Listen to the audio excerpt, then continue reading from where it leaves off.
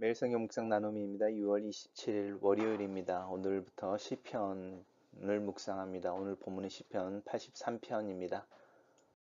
본문을 읽습니다. 하나님이여 침묵하지 마소서. 하나님이여 잠잠하지 마시고 조용하지 마소서.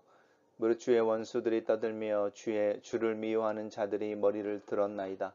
그들이 주의 백성을 치려하여 간계를 꾀하며 주께서 숨기신 자를 치려고 서로 운운하여 말하기를 가서 그들을 멸하여 다시 나라가 되지 못하게 하여 이스라엘의 이름으로 다시는 기억되지 못하게 하자 하나이다. 그들이 한 마음으로 운운하고 주를 대적하여 서로 동맹하니 곧 에돔의 장막과 이스마엘인과 모압과 하갈인이며 그발과 암몬과 아말렉이며 블레셋과 드롯 사람이요 아수르도 그들과 연합하여 룻 자손의 도움이 되었나이다. 주는 미디안인에게 행하신 것 같이 기손 시내에서 시스라와 야브인에게 행하신 것 같이 그들에게도 행하소서. 그들은 엔돌에서 패망하여 땅에 거름이 되었나이다. 그들의 귀인들이 오렙과 스렙 같게 하시며 그들의 모든 고관들은 세바와 살문나 같게 하소서. 그들이 말하기를 우리가 하나님의 목장을 우리의 소유로 취하자 하였나이다. 나의 하나님이여 그들이 굴러가는 검불 같게 하시며 바람에 날리는 지푸라기 같게 하소서.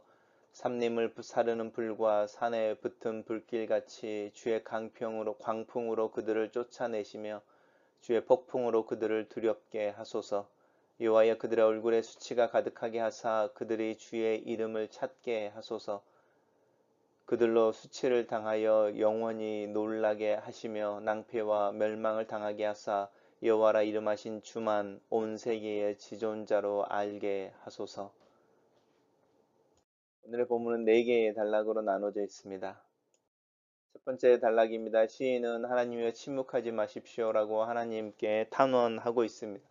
하나님 잠잠하지 마시고 조용하지 마십시오 이렇게 말합니다.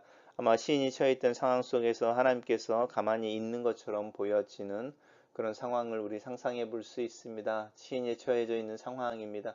주의 원수들이 떠들며 주를 미워하는 자들이 머리를 들었나이다. 이 머리를 들었다 영어로도 head up 이렇게 말하는데 이렇게 뭔가 의견을 표현할 것이라든지 또 뭔가를 드러내는 것을 말하는 거죠. 의도를 드러내거나 이럴 때 쓰는 말입니다. 그러니까 주의 원수들이 이제 주를 미워하는 자들이 자신들이 가지고 있는 계획을 실행하기 위해서 그것을 공공연하게 이야기하고 있다라는 거죠. 그들이 주의 백성을 취하려 하여 관계를 꾀하며 주의 숨기신 자를 취하려고 하여 서로 운운하여 말하기를 그들을 멸하여 다시는 나라가 되지 못하게 하자. 이스라엘의 이름으로는 다시 기억되지 못하게 하자라고 하나님의 백성들을 향하여 교묘한 또 그들의 음모를 꾸미고 또 압제하려고 하는 그들의 의도에 대해서 시인은 하나님께 고발을 하고 있습니다. 단락을 요약해 보겠습니다. 시인은 하나님께 침묵하지 마소서라고 탄원하며 주의 원수들의 말과 행실을 하나님 앞에서 고소한다. 이렇게 요약했습니다. 하나님을 대적하고 하나님의 백성을 대적하는 이들이 어떻게 행동하는지 보십시오. 그들 한 마음을 품습니다. 그리하여 한 마음으로 주를 대적하고 서로 동맹하여 하나님을 대적하는데 그들이 누구인지 에돔이며 이스마엘인이며 모압과 하갈인이며 그발과 암몬과 아말렉이며 블레셋과 두롯 사람이고 아수르도 그들을 연합하여 롯 자손의 도움이 되었다라고 하는데 이 롯 자손은 모압과 암몬을 의미하는 것이죠. 그래서 지금 이 시인이 처한 상황은 아수르를 중심으로 하여 모든 이방 민족들이 한 마음이 돼서 이제 이스라엘을 공격하고 또 이스라엘을 없애려고 하는 그 상황의 긴박함에 대해서 하나님 앞에 아뢰고 있습니다. 단락을 요약해 보겠습니다. 시인은 주의 원수들이 한 마음으로 의논하고 동맹하는데 이 연합에 이스라엘을 둘러싼 모든 이방 민족들이 함께 하고 있다고 고백한다 라고 정리했습니다. 세 번째 단락에서는 주님 미디안에게 행하신 것 같이 하십시오라고 말하는데 이 미디안에 의해서 이스라엘이 압제당하던 사사시대 때를 기억해 보십시오. 대표적인 것이 기드온이고 또 하나가 이제 우리가 잘 알고 있는 드보라입니다. 이 시스라와 야반에게 행하신 것 같이라고 하는 것은 여선지자인 드보라 또 군대 장관이었던 바락을 통하여 이 시스라와 또 이 야반이라고 하는 이 군대를 물리치는 부분이죠. 특별히 시스라가 이제 이 엔돌이라고 하는 것을 패망하여 그 땅의 기름이 되었다라고 하는데, 이제 전쟁에 패하여 도망친 이 시스라를 야엘이라고 하는 여인이 대접한 후에 잠들어 있을 때에 말뚝으로 이 시스라를 죽이는 부분의 이야기가 사사기에 등장하죠.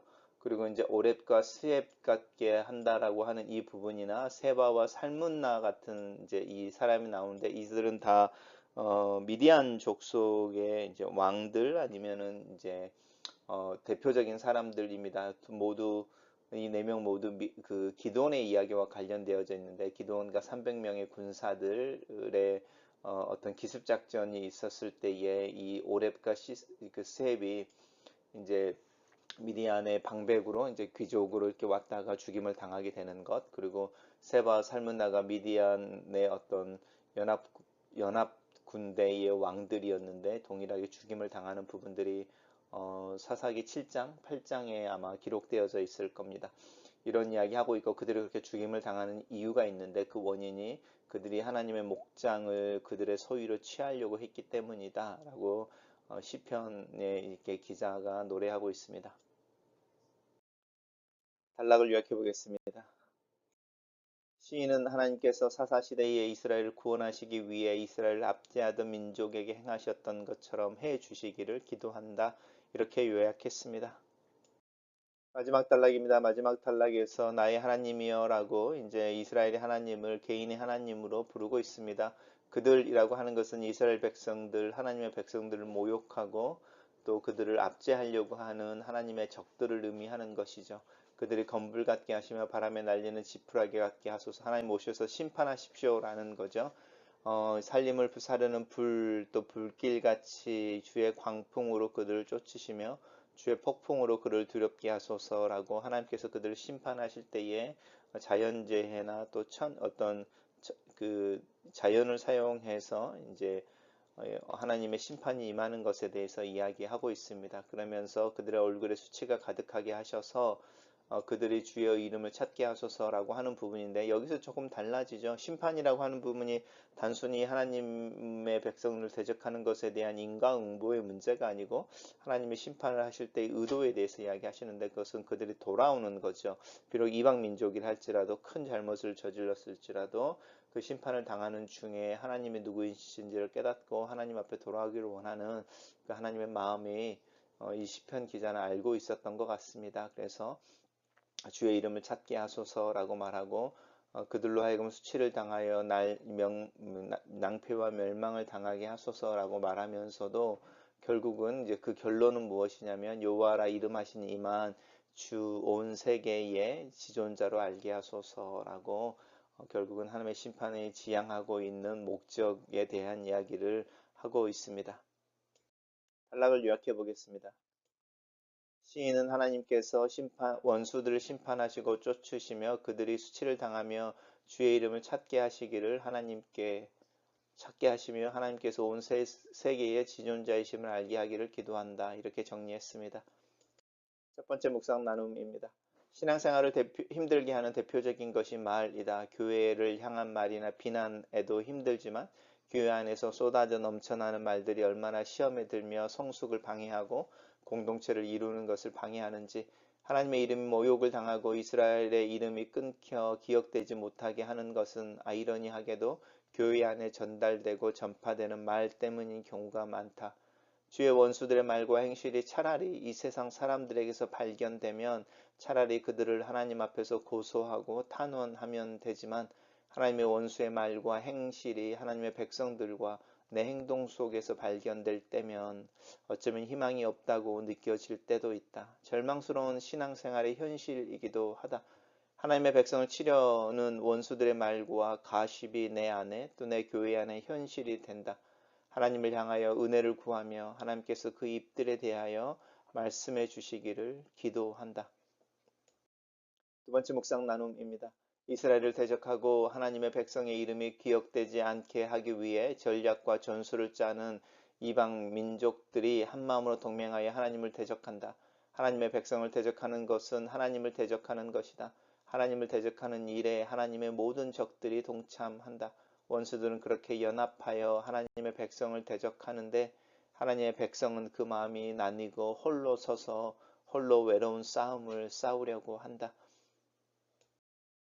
세 번째 묵상 나눔입니다. 하나님께서 오늘 일하시는 모습을 보기 위해서는 어제 일하신 것을 기억할 수 있어야 한다. 출애굽 사건은 이스라엘 역사 속에서 항상 현재형으로 고백된다. 수백 년, 수천 년 전의 일이 아니라 오늘 여기에서의 사건이다. 나는 하나님께서 일하신 것을 오늘의 사건으로 고백하고 경험하고 있는지, 하나님께서 사사시대에 이스라엘을 압제하던 민족들을 사사를 통해 몰아내고 심판하셨던 것처럼 지금도 나를 압제하고 나를 힘들고 어렵게 하는 것들을 향해 의로운 분노를 품고 계심을 믿는다. 죄에 대해, 병에 대해, 연약함에 대해, 악한 말과 악한 의도에 대해, 하나님을 인정하지 못하게 하는 상황과 그 배후의 사탄에 대해 하나님은 분노하시고 여전히 구원의 일을 하고 계신다. 나를 구원하시기 위해서 나는 이것을 하나님께서 어제 행하신 일 속에서 명확한 증거와 확신을 얻는다.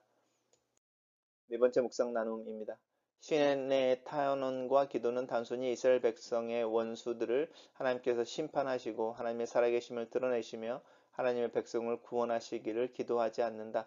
그의 기도는 그들의 대적들이 고난 중에 심판 중에 하나님의 이름을 찾는 것을 구한다.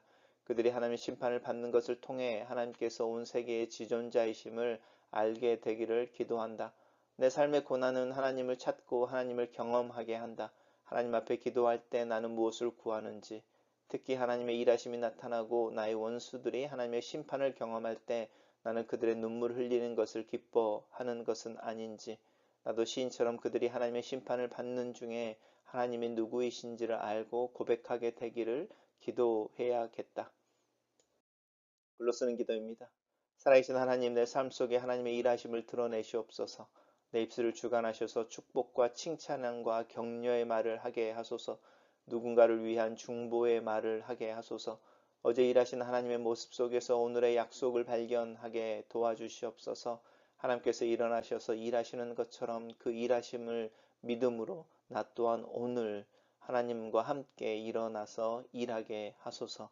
예수님 이름으로 기도합니다. 아멘.